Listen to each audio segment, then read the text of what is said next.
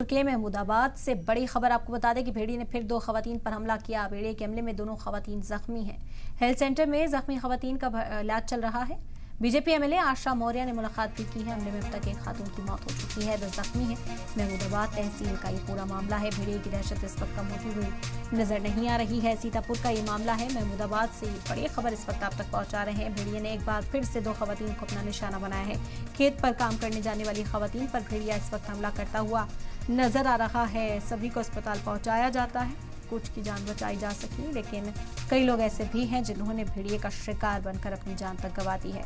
फिलहाल आपको बता दें कि 2 खवातीन पर हमला किया, जिन्हें हेल्थ सेंटर फौरी तौर पर पहुंचाया गया और बीजेपी एमएलए आशा मौर्य उनसे मुलाकात करने के लिए अस्पताल पहुंची। हालात का जायजा भी लगातार लिया जा रहा है। महकमा जंगलात की टीमें गांव-गांव में इस वक्त तैनात हैं। जो मकामी लोग हैं वो खुद भी पहरा दे रहे हैं, लेकिन उसके बावजूद भी भेड़ियों की दहशत कम होती हुई नजर नहीं आ रही है।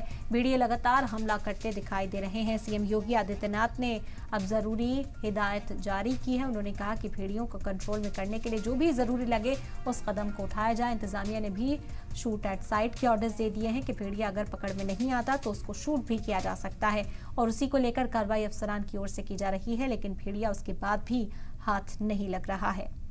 बता दें कि एक बार फिर से इस भेड़िए ने हमला किया, 2 खवातीन को जख्मी किया है, जिन्हें फौरी तौर पर इलाज के लिए हेल्थ सेंटर पहुंचाया गया।